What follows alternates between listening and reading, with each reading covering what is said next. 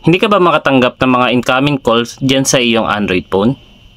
Yan din ang problema ni Boss Teddy Tomas. Ang tanong niya sa akin, "Good day po, Boss Dens. Bakit hindi po ako makasagot ng incoming call ko?" So, kung ganito rin po ang problema ninyo mga boss, ay tuturo ko po sa inyo yung paraan para kahit paano po ay masolusyonan nyo po yung ganitong problema. At kung paano yon, panoorin nyo po ito. Sana po makatulong.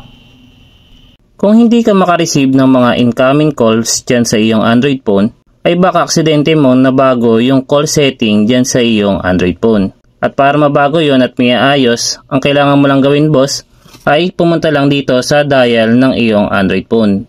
Pinutin mo lang yan. At pagkatapos, pinutin mo naman yung dalawang tuldok sa itaas o kaya yung option na may kita mo. Pinutin mo lang yan.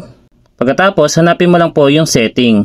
Ngayon, kapag nakita mo na po, pinutin mo lang po yan para mapunta ka po sa dial setting ng iyong Android phone.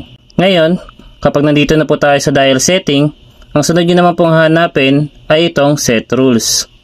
Pinutin nyo lang po yan. Ngayon, kapag nandito na po tayo sa set rules, hanapin nyo naman po yung block calls. Pinutin nyo lang po yan.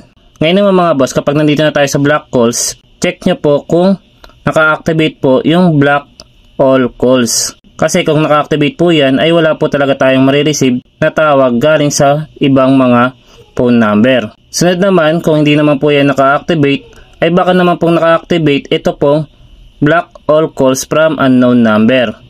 Ibig sabihin mga boss, kapag wala pong register o hindi po naka-record dito yung phone number na tumatawag, ay hindi po yun makakatawag sa inyo or hindi nyo po yun marireceive. Dahil automatically na po yun na ibablock ng iyong Android phone.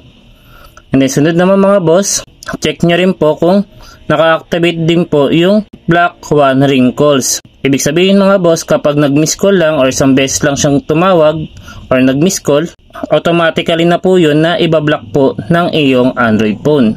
Check nyo rin po kung naka-activate din po itong block calls from private number. Kasi lahat po ng mga private number na tatawag po sa inyo ay automatically rin po na ibablock po ng inyong Android phone. So ito lang po yung mga kailangan nyo pong i-check kung naka-activate ba itong mga ito, para po makatawag na po uli or makareceive na po kayo uli ng mga incoming calls dyan sa inyong mga Android phone. So sana po ay makatulong po sa inyo ang video na ginawa ko, at kung nagustuhan nyo naman ang video na ito ay isang thumbs up lang at thank you comment, ay masaya na ako. Share nyo din po, baka po makatulong sa iba. Maraming salamat mga boss.